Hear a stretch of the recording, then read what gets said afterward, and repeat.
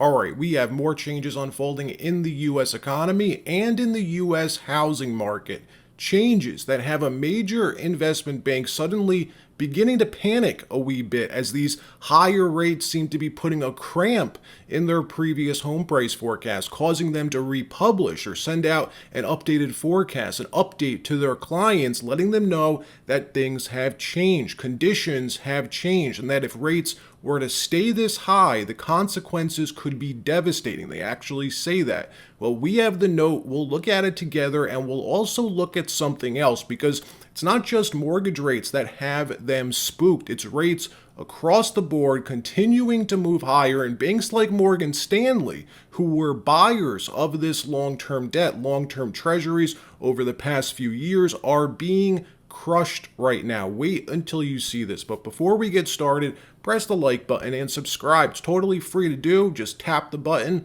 Helps me out, and I appreciate your support. So Q4, folks, hasn't been a disappointment thus far. Bond markets have been getting wiped out. Long-term yields on everything from treasuries to mortgages now reaching new highs, which means normalization is returning to the market. This is a good thing, not a bad thing. We've been waiting for this to happen, been talking about it for the entire year, and it is happening and is exactly what's needed to begin deflating this everything bubble that we're living in right now. Something, though, to point out that's becoming clearer in the past few weeks is that the Fed's monetary policy is beginning to work. Whether they intended for it to work like it is right now, it's working, as each time that this positive economic data gets released, which is almost daily, by the way, the market recoils and tightens financial conditions more on its own.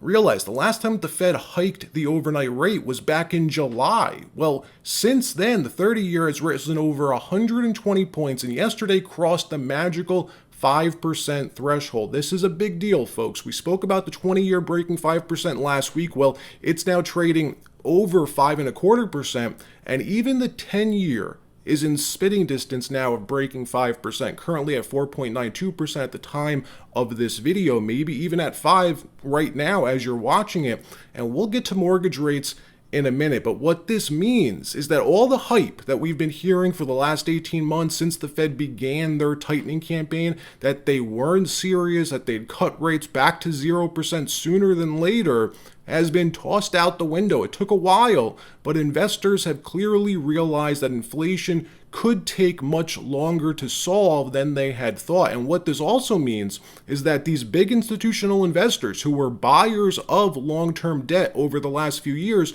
are getting crushed right now, unable to sell without taking huge losses, finding themselves forced to hold while being stuck earning 1.8% for the next 30 years. Just think about it. If you bought the 30-year treasury in 2021, you would be earning an annual yield of 1.8%, but you're currently down 40 to 50% on your money. So you're stuck. You really are stuck. You can't sell, and you're watching these juicy high yield opportunities pop up left and right. It's also why we're seeing such a bear market right now for mortgage-backed securities. The principal driver of mortgage rates, they work the same way as bonds. If there's not enough demand, mortgage rates increase to try and entice more investors. And MBS are now so ridiculously cheap today, like you see on this chart. So even with the housing market slowing to a crawl, there is still not enough investors to gobble them up, which is a big reason why we're seeing this. Wait for it. Mortgage rates, folks, the 30-year fixed rate mortgage officially at 8% for the first time since August 2000. I remember 8 months ago, people were calling us crazy for talking about 8% mortgages. Well, they are here, and it's simply a matter of time now before this works its way down to home prices. And that's exactly what Morgan Stanley says will happen. Take a look at this. They published this on October 17th, titled, "What if mortgage rates stay higher for longer?" Writing this: affordability pressure.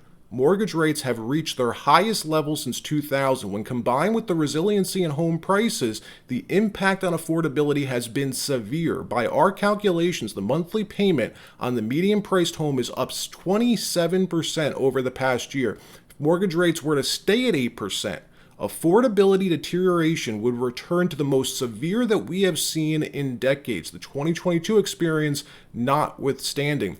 And wait till you see what they say about prices. And remember, Morgan Stanley has been bullish on the housing market. They were forecasting 5% price growth next year. Well, let's just say that they decided to give themselves a little bit of wiggle room there, give themselves an out, going on to say this: short versus longer term impact. In the short term, we think the renewed declines in inventory will apply upward pressure to home prices. In recent research, we've highlighted how this dynamic will lead home prices to finish the year between our 0% base case and 5% bull case. However, the longer-term impact to demand, if rates remain at 8%, should not be ignored. Instead of sharp declines in home sales, we think it would be more accurate to describe a higher for longer rate environment as just preventing sales from increasing. But if home sales remain at these levels for an extended period of time, we become even more reliant on inventory staying at record lows to prevent home prices from falling.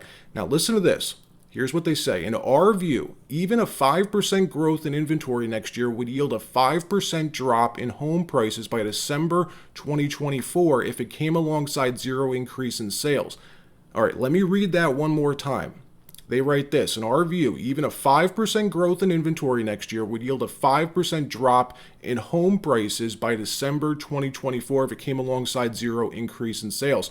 So they're saying 5% increase in inventory. Well, folks, that's like nothing. We just saw a 7% increase in inventory in the last 2 months, according to Realtor.com's newest data. You could see it here. Total active listings just crossed 700,000 for the first time in 11 months. Just a few months ago, we were at the trough of 563 active listings, 563,000 active listings. Inventory is able to change quickly and sharply, especially in this type of environment. We only need between 400,000 to 500,000 more listings to return back to pre-pandemic levels, and a lot is happening right now with rates as high as they are. The lag time between these higher rates and tighter lending standards pinching businesses is shrinking. Every day it gets smaller and smaller, impacting more and more companies. So for the people who say nobody's going to sell their house with, a 3% mortgage, well, they may not have a choice. That's why the Fed calls it a period of forced selling. Jerome Powell himself has spoken about this multiple times. Once the labor market cracks, which it hasn't yet. Currently, we're at 3.8% unemployment, according to the BLS. You can see that on this chart. If that number jumps, though, in the coming months to 4.5%, 5%, it's game over. We're already seeing this dynamic playing out. It's clear as a bell when you look at the data. This is our home value map. The redder a county is, the more home prices have fallen. The bluer a county, the more home prices have risen. Dark red, by the way, means home prices are down double digits in that county. Now, take a look at this map. I'm going to flip back and forth between them in a second because this map shows us all the counties in the country that have more inventory today than they did in 2019. So all the counties that you see in color on this map are the only markets that have more homes for sale today than they did pre-pandemic. Well, what do you notice as we flip back and forth? The dark red counties on the home value map are the counties that have seen inventory begin normalizing, and they aren't down 5%.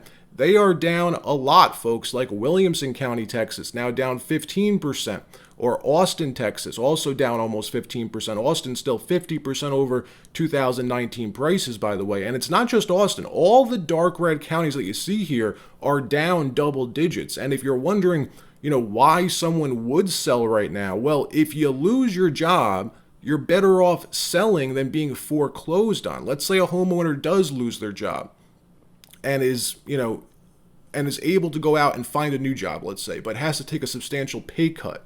Renting is probably their only option, as downsizing to a smaller house isn't an option right now. It would still be more expensive than renting, most likely. Look, with mortgage rates at 8%, and prices still close to all-time highs, the vast majority of people are completely priced out of the market right now. You can see the difference between renting versus buying on this map. This data is from Zillow's Home Value Index and the Census Bureau's median income data. Take Madison, Wisconsin. Typical rental costs $1,700 per month. When buying your typical Madison, Wisconsin home, it costs $3,300 per month. That means there's a $1,600 deficit Said another way, buying a house is 90% more expensive than renting. And a more extreme example is King County, Washington, the Seattle area. Your typical rental costs $2,300 per month. When buying your typical King County house, though, median cost per month comes to almost $5,900 per month. That's with your mortgage, property tax, and insurance. That's a deficit of $3,500 per month. You would save $3,500 a month if you choose to rent versus buy in King County, Washington right now. Bottom line, folks, we now have a major investment bank rethinking their position on the housing market. I'm sure we're going to begin to see that trickle out into the many of the other housing bulls who are still claiming that this is a great time to buy a house. All right, if you enjoyed this video, got something out of it, press the like button. If you didn't, that's all right too. Either way, I appreciate you watching.